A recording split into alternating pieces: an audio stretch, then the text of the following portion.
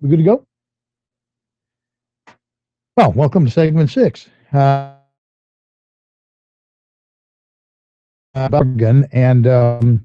I'm calling it the assassination of Lavoy Finicum. There are people who disagree with that, but if you see the tape, how antiquated. If you see the video, I think there's blame to go around for everyone. You watched it, right? Yes. And did you see it? No. Oh, Fortunately. well, fine. So Heard about it. Haven't seen it. I saw the original and then I saw the enhanced version, I've only seen the original one, so. which is kind of dark. Well, it's not so much dark as it's really far away. Yeah. The first big mistake that they made is, well, they set up roadblocks. Mm-hmm. They were leaving the compound, which was not uncommon. That they frequently went on trips. Yeah, came and went. Yeah, they came and went. So they left the compound to go to. They're going to meet with the sheriff in the next county. They had a meeting, and the FBI had a roadblock, and Oregon State Police had a roadblock. So they pulled up to the roadblock, and one guy gave himself up, got out of the car, and they sat there for 7 minutes, roughly. Mm-hmm. Finicum was driving the other car. Sat there for roughly 7 minutes, and nothing. I mean, like nothing happened. It's just, dead air. It almost looks like it's a photo. And then all of a sudden, I guess he just said to himself, the heck with this, and guns it.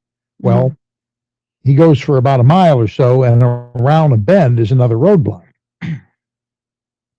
With no room from the time he sees it to the time he can stop, there's no room to stop before you hit the roadblock.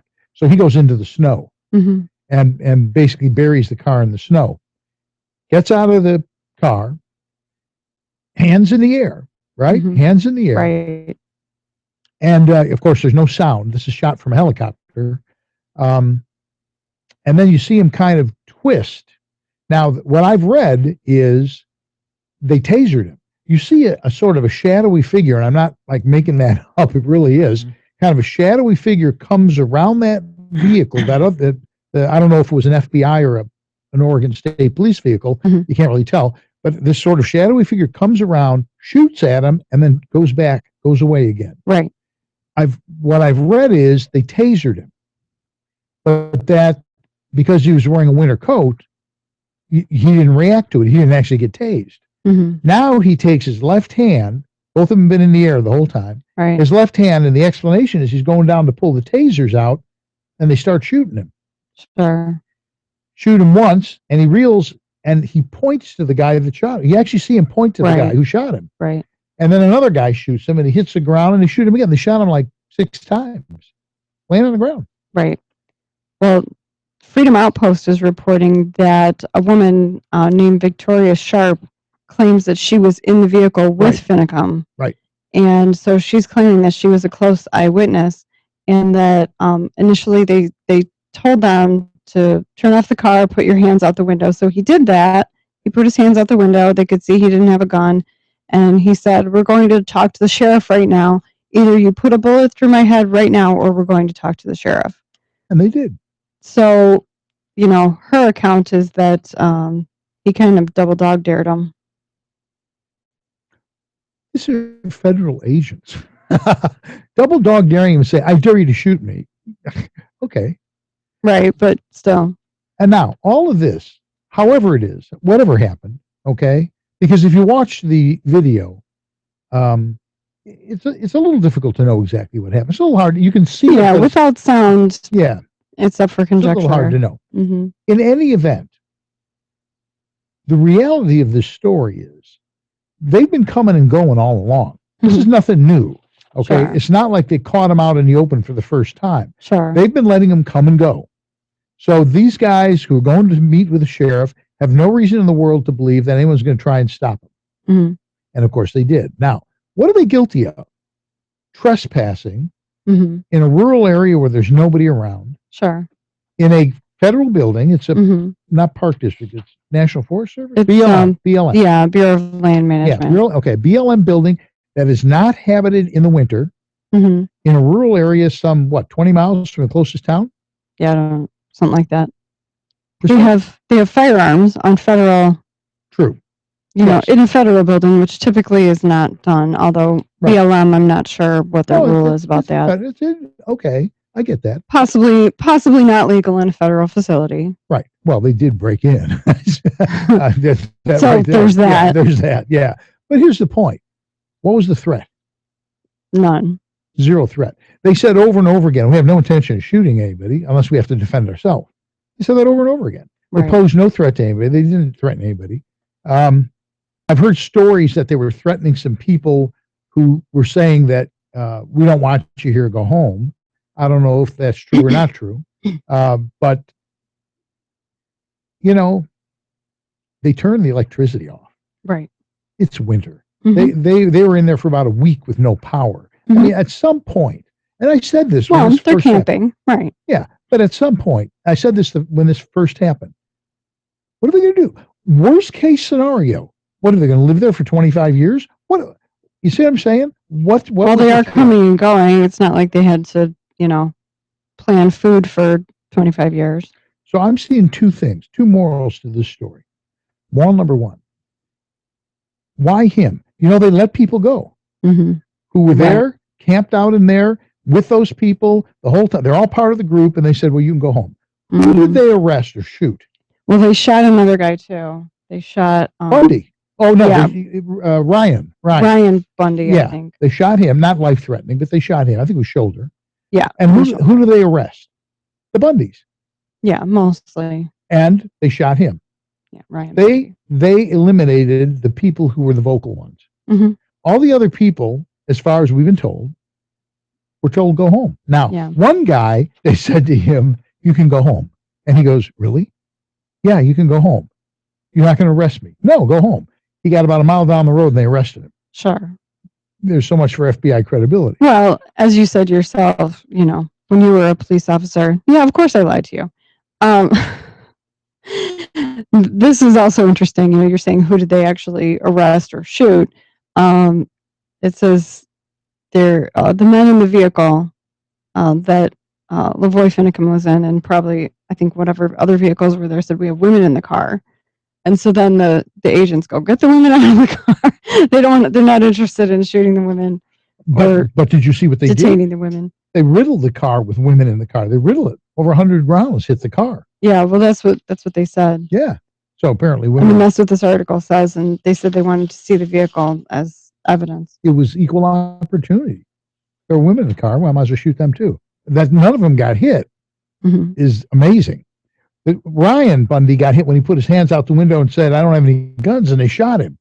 That's Nice. cool. Yeah, that's really. So here's the takeaways. Number one, as I said, if you're vocal against the government Hmm. and they were getting a following, it's not like us, okay? These guys were getting, people were coming from across the country to back them up. Sure. What do? They kill the guy who's the spokesman. He's the guy who'd been the spokesman that whole time, and the two Bundy brothers. Hmm. That's the first one. The second thing is the Oath Keeper thing. Our military guys and our law enforcement guys, we're not going to do anything unconstitutional. Yeah, okay, fine. They didn't have to shoot the guy. Right. No, There was no reason to do that, other than the fact that they were not offering force. right. He was a troublemaker. Yeah. And that was it. It was good enough. He was more than likely targeted. I would think so. One report, somebody in the car, and I don't know how they could report this since they were laying on the floor being shot at. That makes it a little difficult to look around. Said that they had snipers in the trees. Yeah. Which probably they did because it was a choke point. I mean, they had a, Hmm. and the other thing is, roadblocks are not in fashion. Roadblocks are sort of, we don't do that anymore Sure. because they're intensely dangerous. They're lethal. Actually, a roadblock is considered lethal force. Sure. Him coming around that corner, fortunately, he was smart enough that he hit the snow instead of plowing into the car. Everyone would have been killed if he'd plowed into the patrol car. Hmm. But gotta watch what we say on the show from now on. Or don't get out of the car if we hit a snowdrift. I'm not sure what the moral of the story is. Yeah. Well, I think it's don't barricade yourself in a BLM facility. And the very first day, if you recall, Yeah. I said, "Why this?" Yeah. From what is the purpose? Exactly. What potential outcome will you get from this? they're going to go to jail. I'm surprised they didn't take them all. I really am. Right. Because technically they were all in violation. That surprised me. You're going to go to jail if you don't get yourself killed. And given Sure. Ruby Ridge and Waco, that very well could have been the case. Right. That was highly Yeah. likely. Um, Well, and you know, sometimes that's what civil disobedience is. I mean, sometimes it's look at me getting killed. well, you know, I mean, occasionally the tree of liberty it has to, doesn't. you know. Right. Exactly. It doesn't always end well. I mean, you know, But here's the thing. sometimes you have a sit-in and they bring out the steamroller. If it ends, not that I want it to end for me, but if it ends where you become a call to arms and something happens, Right. that's one thing. That would be a more desirable outcome. This guy just got himself killed. And I don't see that anything is going to change. I just didn't think it's the right time and place. It's not that I don't think what they're doing makes sense in today's political climate. I said it from the beginning. I don't get it. It's not the right time. Not the right I think place. there is some substance to what they're saying, I agree. but I don't know that what they did really proved the point that they hoped it would, or that it accomplished what they hoped it would. It's off the newspaper. They're off the grid. I mean, there's some people out there who are ticked off, and who knows what they're thinking right now. But basically, for all intents and purposes, last week's news. Well, and I hate to say about it, you know, probably what's going to happen is these, you know, if it's state police, if it's federal agents, whatever they are, they're going to file their reports and that's it. You know, they're done with it. Is it ever going to see any kind of, you know, I doubt it. time in front of a judge? I doubt it. I don't think so. I really don't. This is what Obama has in mind about domestic terrorists. And the fact, and you know what? I think the reality of it is it's probably true, because the colonists who fought the revolution were domestic terrorists. If you really Technically. think about it, Yeah. you know, it worked out okay. From the British standpoint. Yeah, Yeah. right. Yep, matter of perspective. Yeah, I mean, not that I'm siding with them, but you know, there's an established government, as crooked as it may be. Anybody that goes to fight it is considered a terrorist by the government. We're considered revolutionaries. They're considered terrorism. I mean, that's the reality of it. So anyway, there's no real conclusion to this other than the fact that it's gotten more serious. And however you want to slice and dice it, killing another human being over his opinion is no longer out of the question. It's no longer unthinkable. Apparently. And that's basically it. If you're the government. If you're the government, yeah. How many more months do we got? I can't remember. 11? Somehow I don't even know if those months even matter. What could go wrong in 11 months? A lot. Yeah. The Hildebeest is sinking. Bernie, I hope he gets the nomination. But who knows? I can see a ticket. Bernie and Bloomberg. That'd be a great ticket. Not going to happen. That's what I'm thinking. Any pithy thoughts before we go away? No, that's all I got. You got any pithy thoughts? No, I'm all out of pith. We're pithed out, yeah. Well, what are you going to do? Moral of the story, watch what you say, watch what you do. I'm not suggesting not to say and do what you think. Just the gloves are off now. Especially on the World Wide Web. Everybody sees it. Indeed. And they were regularly putting stuff up on the web. Regularly. Yeah. Putting stuff up. You know, he said, I'm not going anywhere. They'll kill me. They did. They did. All right. Well, so much for segment 6 for another week. We'll be back next week with more red meat issues that affect your life.